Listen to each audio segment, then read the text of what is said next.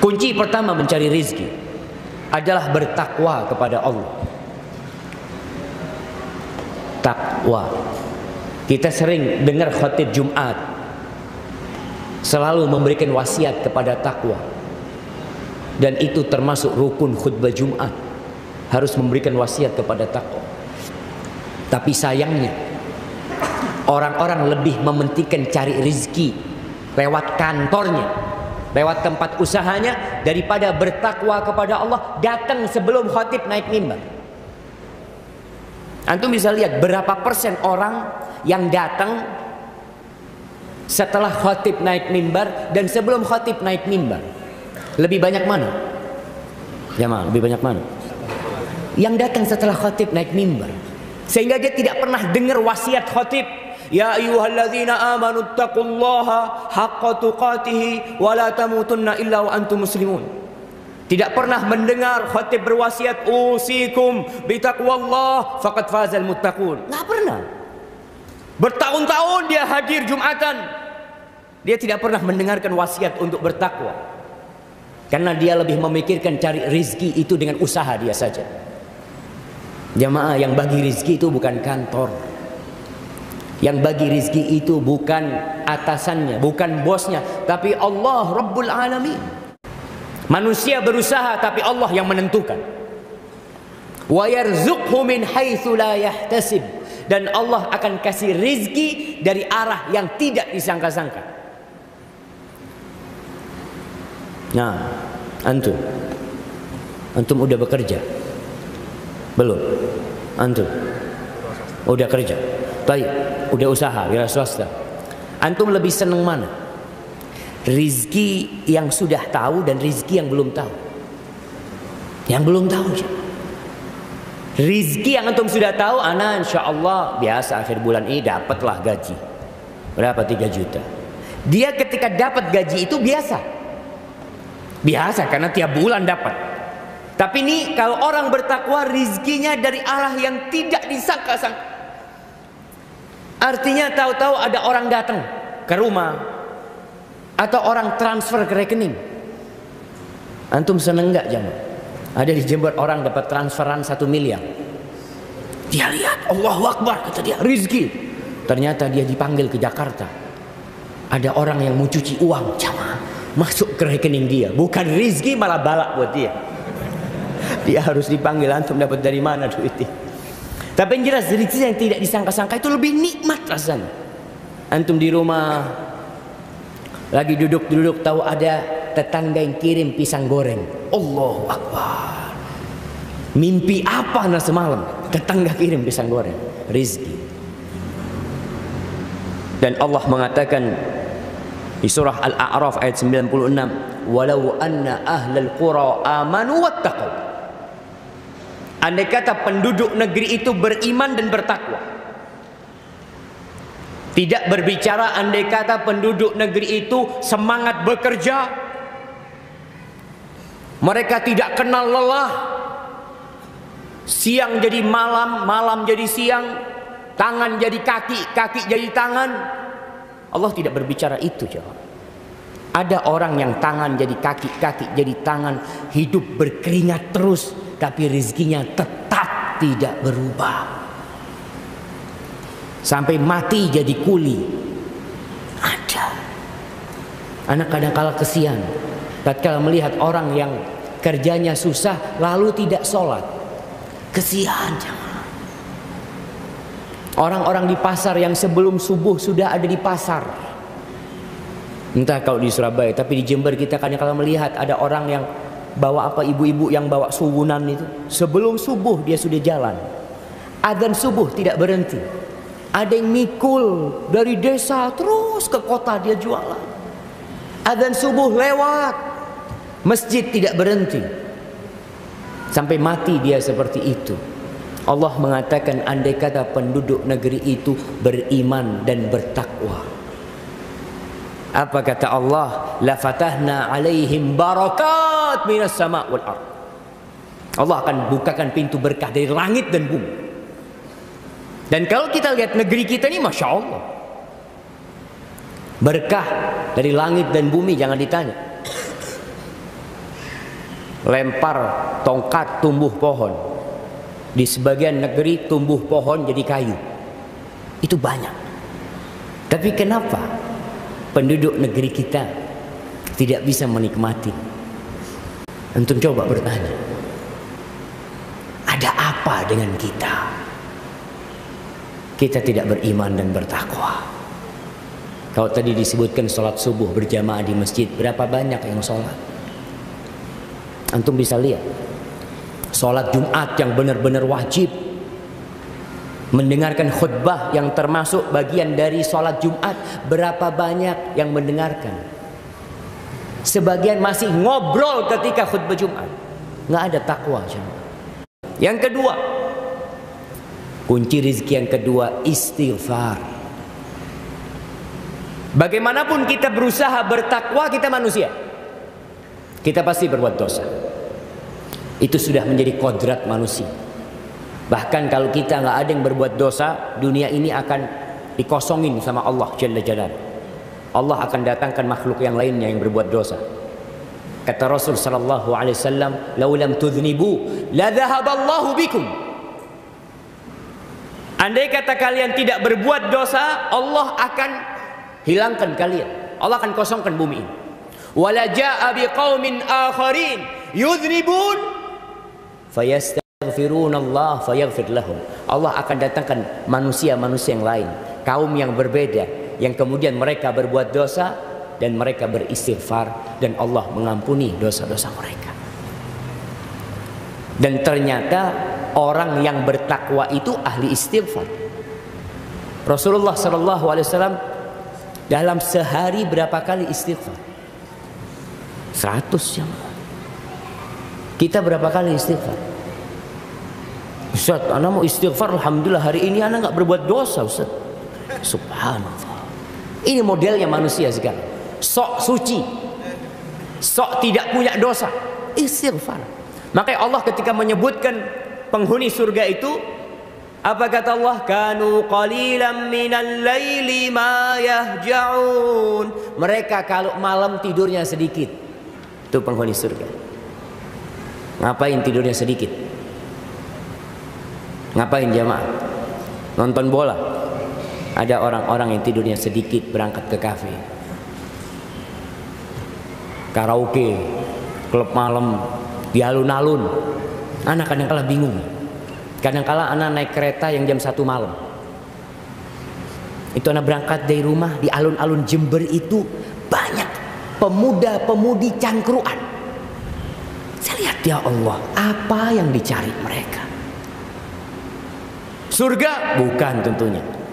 Masa cari surga di alun-alun? Kanu qalilan minal laili ma yahja'un wa bil ashar hum yastaghfirun. Di waktu sahur mereka beristighfar. Semakin iman bertambah, semakin banyak istighfar antum.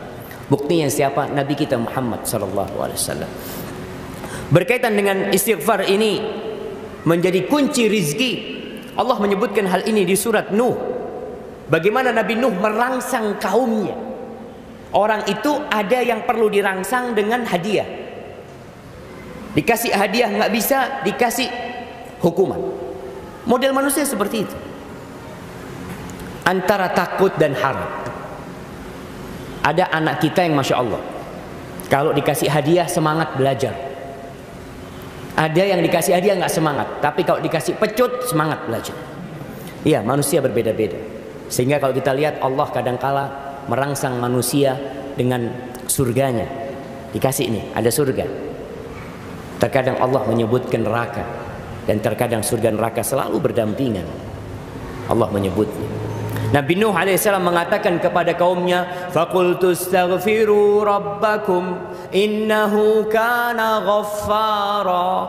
Aku katakan, ya Allah, kepada kaumku, mohonlah ampun kalian, bertobatlah kalian kepada Allah. Sesungguhnya Allah itu Maha Pengampun.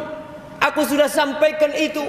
Aku sebutkan kepada mereka tentang Engkau ya Allah, tentang kemuliaan-Mu, tentang asma-Mu, di antara asma'ullahul husna Al-Ghaffar. Lalu aku katakan kepada mereka, yursilis samaa 'alaikum midrara. Tuh Allah akan kirimkan buat kalian hujan yang berkelanjutan, hujan yang bermanfaat buat kalian. Wa yumditkum bi amwal. Nih, banyak istighfar, Allah akan tambahin harta kalian. Wa banin, anak-anak kalian. Cukup itu belum? Wa yaj'al lakum jannatin wa yaj'al lakum anhara. Kalian ingin villa?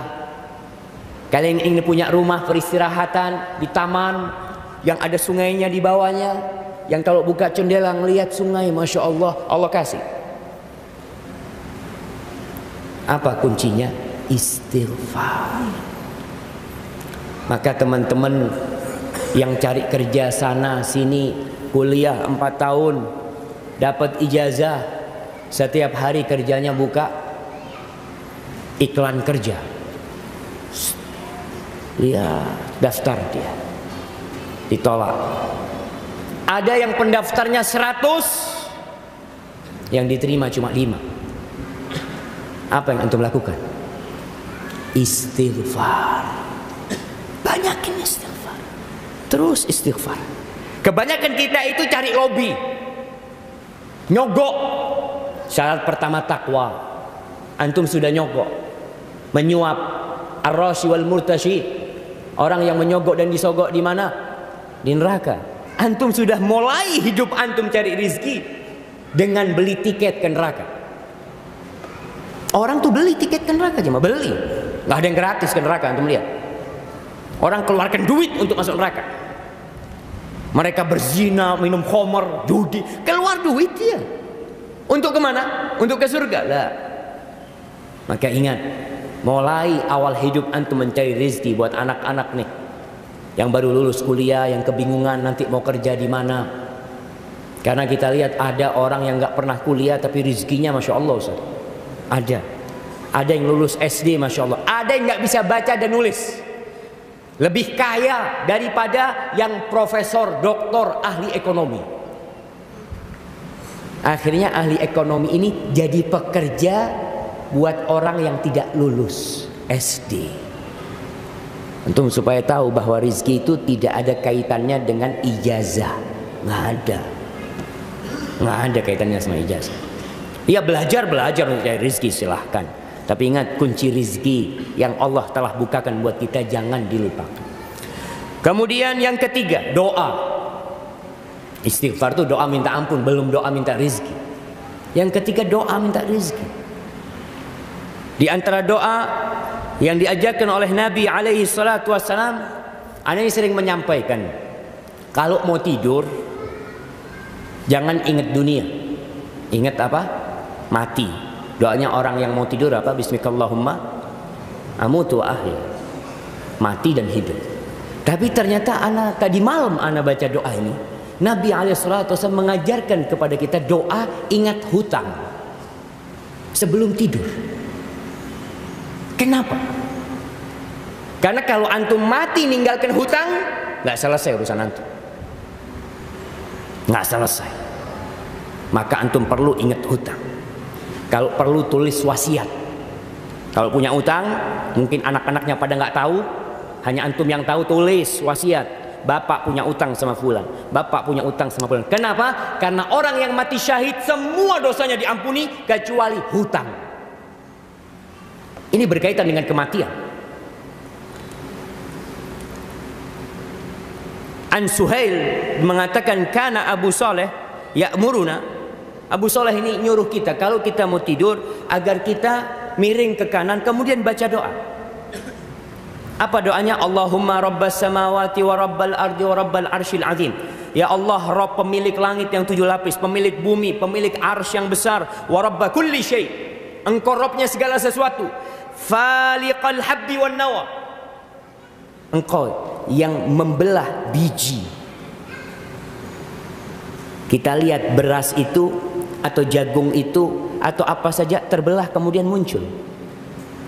Antum kalau ngelihat biji apa? Biji durian. dia tidak akan tumbuh kecuali terbelah dahulu. Siapa yang membuat dia terbelah? Allah, faliqal habbi wan nawa. Nawa itu kurma. Antum kalau lihat kurma itu keras. Beda sama biji rambutan. Masih bisa digoreng biji rambutan. Tapi biji kurma itu keras. Allah yang membelahnya, kemudian muncul tunas.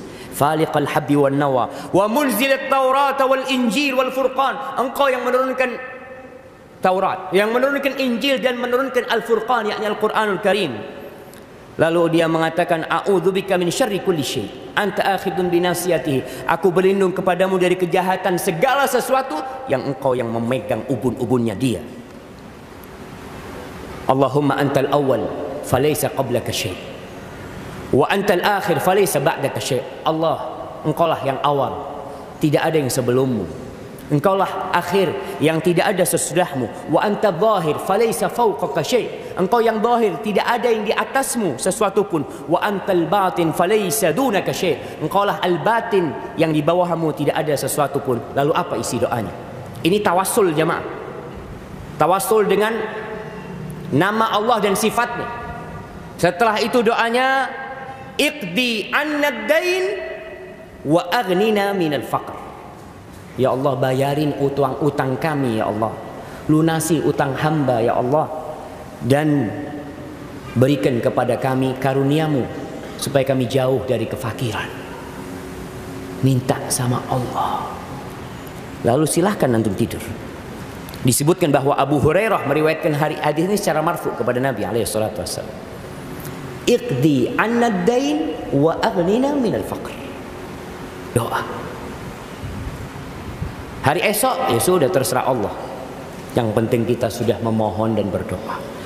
Kemudian tiap pagi Nabi berdoa, Allahumma inni as'aluka ilman nafi'an wa rizqan thayyiban wa amalan mutaqabbala. Tiap pagi beliau berdoa. Kita kadang-kala lupa baca doa itu. Sebelum matahari terbit, antum baca doa itu. Minta ilmu yang bermanfaat, bukan sembarang ilmu. Yang kedua, minta rizki yang baik, bukan sembarang rizki. Kita nggak mau dapat rizki yang haram. Yang ketiga, minta amalan yang diterima oleh Allah Jalla Jalaluhu. Karena ada orang yang makan haram, doanya nggak dikabulkan. Bertahun-tahun dia berdoa, kok nggak dikabulkan Ustaz? Lihat, mungkin ada yang haram yang antum makan. Kemudian yang keempat, tasbih, bertasbih, membaca subhanallahi wa bihamdih atau subhanallah subhanallah. Rasulullah sallallahu alaihi wasallam dalam hadis yang diriwayatkan oleh Imam Al-Hakim dan disahihkan oleh Syekh Albani, beliau mengatakan, inna nabiyallah Nuhan sallallahu alaihi wa ala nabiyina wasallam. Sesungguhnya Nabi Nuh alaihissalam ketika ajal datang menjemput beliau, qala libnihi, Nabi Nuh berpesan kepada anak-anaknya, inni qasun alaikal wasiyah, aku akan beri cerita kepadamu sebuah wasiat. Amuruka bithnatain wa anhaka anithnatain. Dia mengatakan, aku menyuruhmu dengan dua perkara dan aku melarangmu dengan dua perkara. Apa perintah pertama? Amuraka bila ilaha illallah. Aku perintahkan kepadamu dengan la ilaha illallah. Jaga la ilaha illallah. Ucapkan dan amalkan konsekuensi dari la ilaha illallah. Siapa yang tidak bisa mengucapkan la ilaha illallah? Burung beo kalau diajarin la ilaha illallah bisa.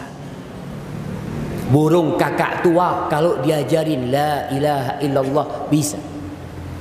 Tapi apa yang membedakan la ilaha illallahnya dia dengan la ilaha illallahnya seorang muslim?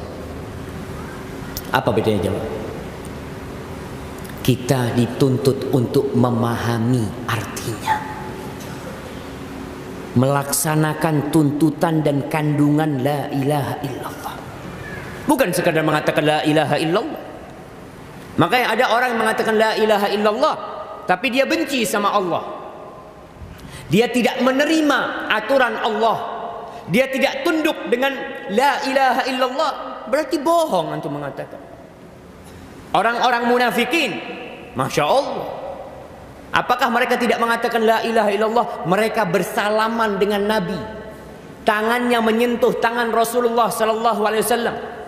Antum baca surat Al-Munafiqun. Idza ja'akal munafiquna qalu nashhadu innaka la rasulullah wallahu ya'lamu innaka la rasuluh wallahu yashhadu innal munafiqina lakadzibun. Bohong. Syahadatnya bohong. La ilaha illallahnya bohong, dusta. Maka ketahui, mengucapkan la ilaha illallah itu mudah, tapi konsekuensi dari la ilaha illallah itu yang dituntut. Antum tahu dokter itu ada sumpahnya, pejabat negara itu ada sumpahnya. Bahkan kita lihat disumpah dengan Quran. Apakah omongan mereka itu benar atau bohong? Nanti dilihat di amalannya. Bagaimana seorang hakim MK yang akhirnya berkhianat? Ajib, ketuanya berkhianat. Mana sumpahnya? Itu yang kita katakan. Kalau ngomong semuanya bisa.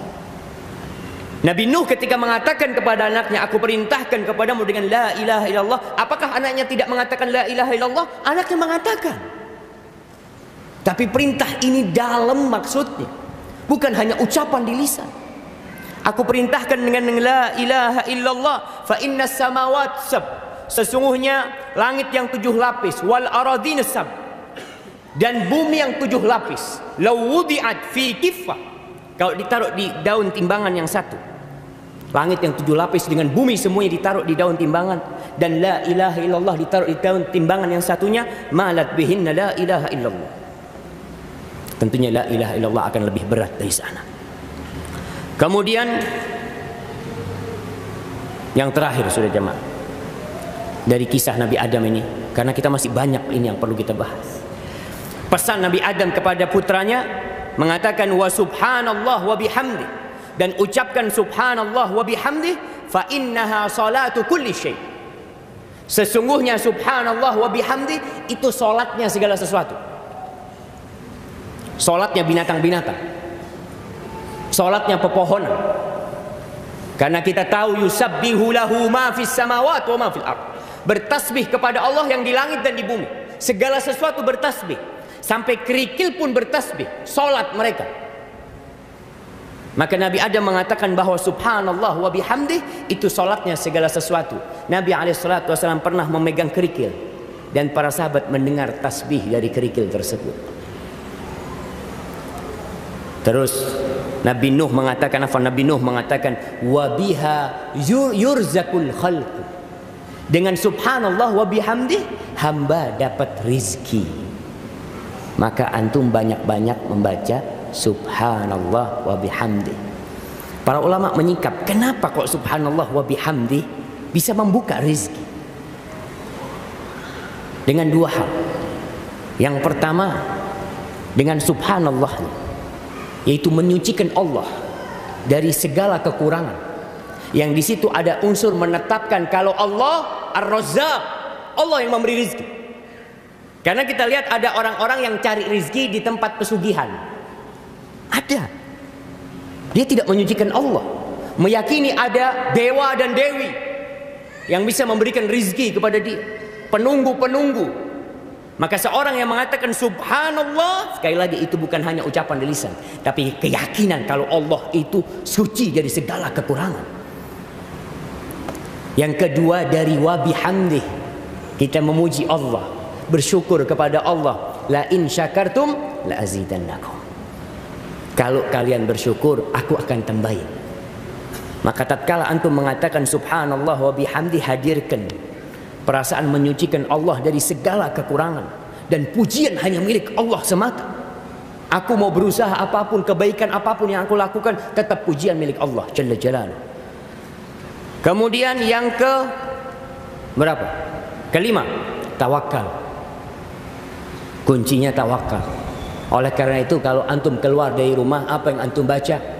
Bismillahi tawakkaltu 'ala Allah. La haula wala quwwata illa billah.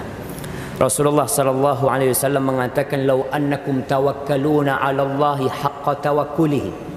Andai kata kalian bertawakal kepada Allah dengan sejatinya tawakal, dengan sebenar-benarnya tawakal, la razaqakum kama yarzuqut tayr. Allah akan kasih rizki. Nih, tawakal dapat rizki. Rizkinya kalau tawakalnya kalian benar, Allah akan kasih rizki kepada kalian seperti Allah kasih rizki kepada burung.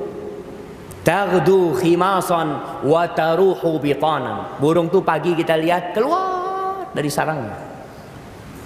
Apakah burung itu punya gaji, jemaah? Ana ada gaji harian? Ya ada burung itu. Pokoknya terbang. Terbang. Kerja iya, nggak boleh seorang muslim itu tawakal ada di rumah. Tawakal duduk di masjid. Bismillahirrahmanirrahim, tawakkaltu 'ala Allah. La haula wala quwwata illa billah. Di mana? Duduk di masjid, tawakal keluar. Burung tuh terbang. Ada usaha dari dia. Pagi berangkat, sore pulang. Itu burung ada usaha. Karena arti tawakal ini jamaah dua. Yang pertama, as-siqatu billah, yakin kalau Allah yang ngasih rezeki. Allah ini bisa menyelesaikannya, itu keyakinan. Yang kedua, al-i'timadu 'ala Allah, menyandarkan diri kepada Allah. Kita udah yakin dan kita sandarkan, udah urusannya sama Allah. Maka seorang istri kalau suaminya berangkat kerja, doakan suaminya. Ingatkan, mas, jangan lupa doa keluar rumah supaya pulang tenang. Kalau istri mengingatkan suaminya tawakal, pulang ke rumah ngomong, maaf dek, hari ini nggak dapat duit, cuma 20.000.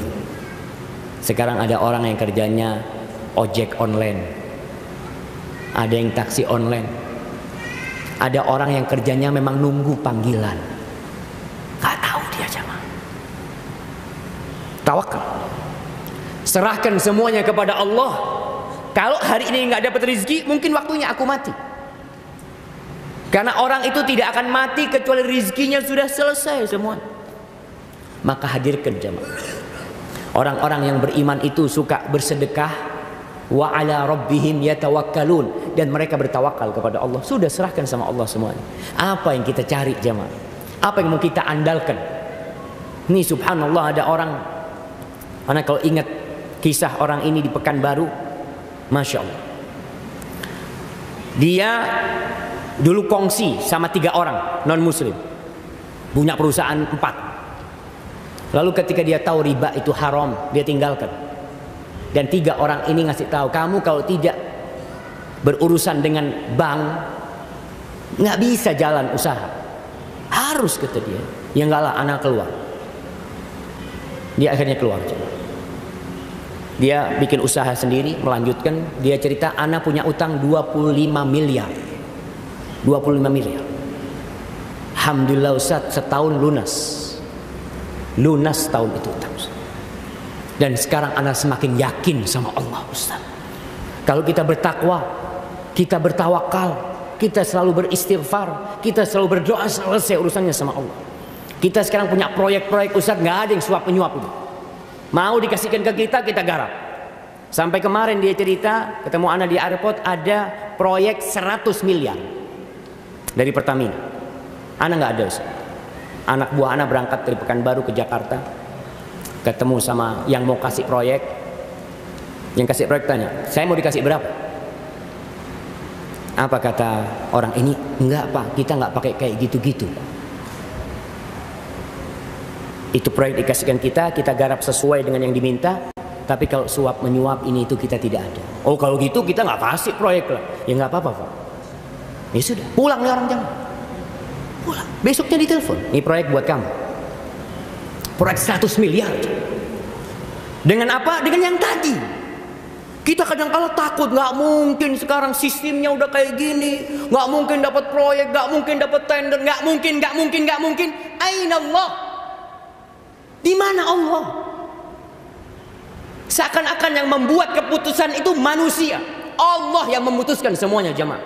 Dan sebelum antum lahir, rezeki antum sudah ditulis. Dan Nabi SAW mengatakan, fa'ajmilu fit tolak.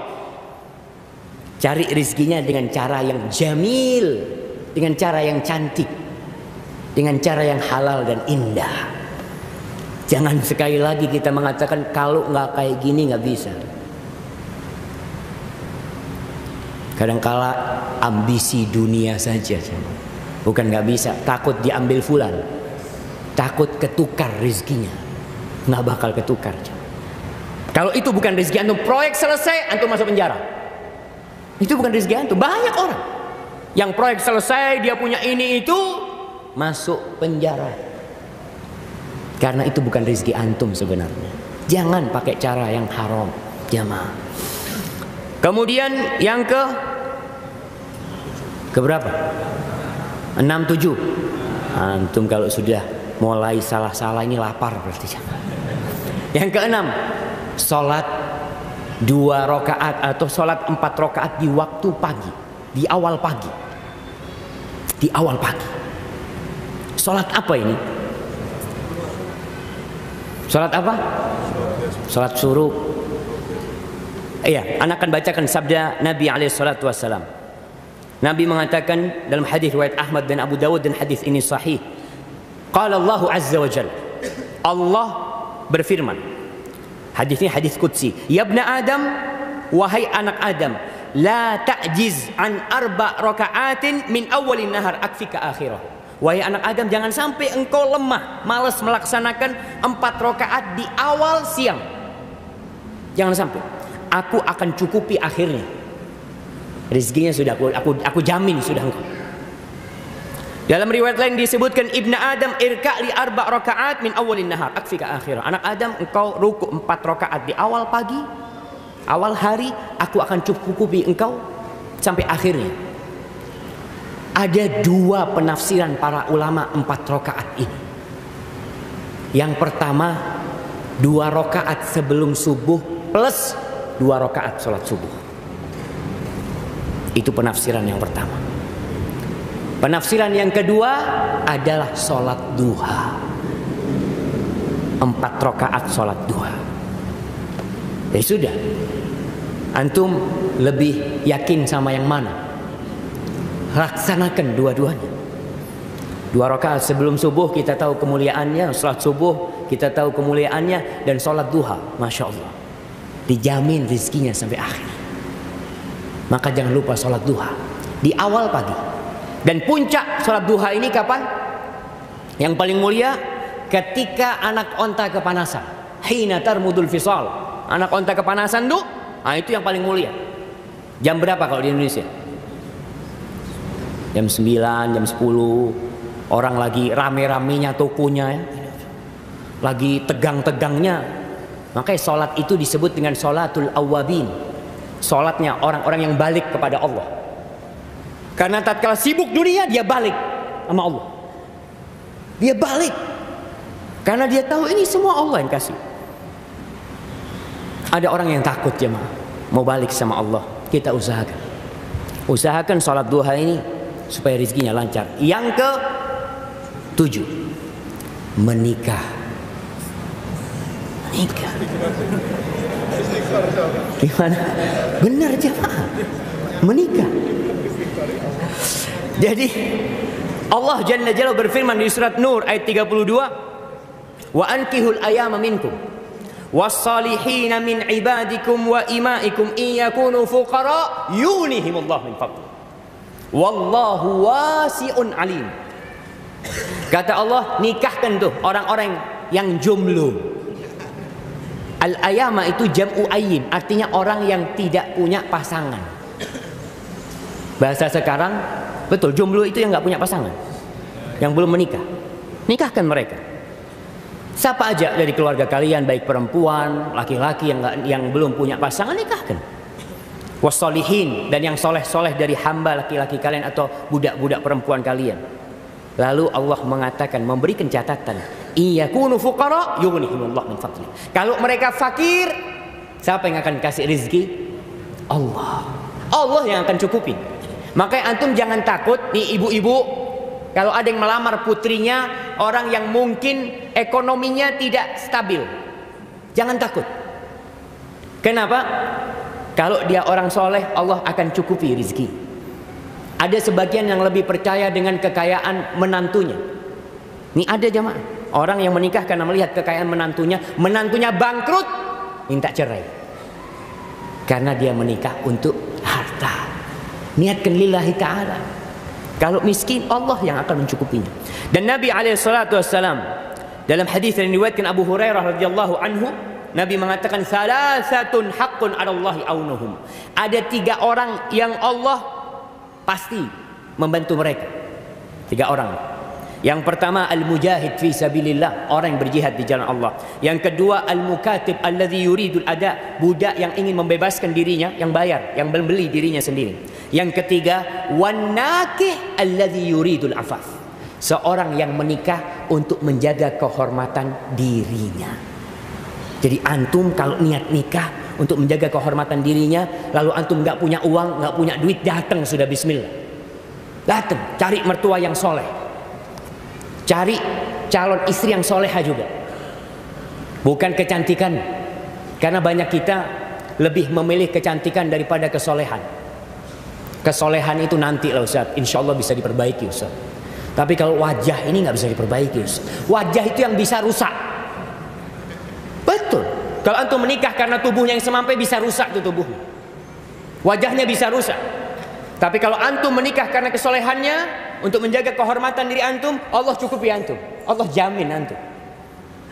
Ada garansi, ada asuransi dari Allah. Kenapa kita kemudian tidak memilih yang ada garansi? Maka ingat, menikah bagi anak-anak yang ingin rezekinya lancar, yang mungkin cari kerjaan sana kerjaan sini nggak dapat, ya sudah. Melamar kerja nggak dapat, melamar akhwat. Bismillah. Kalau diterima, kalau nggak diterima ya sabar. Nah, kemudian yang ke-8, anak, bikin anak. Antum lihat, ya Allah kok susah rizkinya. Sebagian orang itu mau punya anak lagi, bingung karena dilihat penghasilannya kurang. Ustaz, nih buat anak 2 aja, ya Allah Ustaz, sudah hemat banget Ustaz. Masa mau nambah anak lagi? Masya Allah.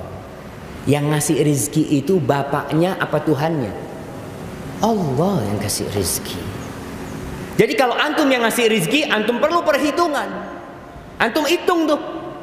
Iya, anak rizkinya, anak gajinya 30 atau 3 juta. Anak 1 sekian, anak 2 sekian, anak 3 habis. Antum nggak bisa punya anak lagi kalau antum yang kasih rizki, tapi bukan antum yang kasih rizki. Allah mengatakan di surat Al-Isra ayat 31. Allah mengatakan, wala taqtulu auladakum khasyata imlaq. Jangan kalian membunuh anak-anak kalian karena takut fakir, takut bangkrut, takut nggak cukup hartanya. Apa kata Allah? Nahnu narzuquhum wa iyyakum. Kami, kata Allah, yang ngasih rezeki sama anak-anak kalian, bukan kalian. Kalian pun kami yang ngasih rezeki. Maka jangan sampai orang takut punya anak karena masalah ekonomi. Kalau masalahnya nggak usah kita ngatur kelahiran karena disebabkan ya ibunya kesian Ustaz nggak punya pembantu di rumah ini itu fadhol. Tapi kalau masalah ekonomi jangan, karena Allah yang jamin bukan antum jamaah. Kemudian yang ke-9, silaturahim. Silaturahim. Ini yang kadang-kala di masa manusia yang sibuk cari harta, kita itu lupa sama silaturahim. Waktu kita lebih untuk pekerjaan karena ini fulus. Fulus ini Ustaz. Kita lebih memilih apa kalau di luar jam kerja itu? Bukan, kerja nambah di luar jam kerja. Overtime. Bahasa Inggris itu jamaah. Bahasa Indonesianya lembur, Masya Allah. Lembur, bismillah. Siap, Masya Allah. 5 menit lagi jamaah. Sampai mana ya Allah? Lembur. Orang tuh kadang-kala milih lembur untuk dapat tambahan gaji daripada silaturahim.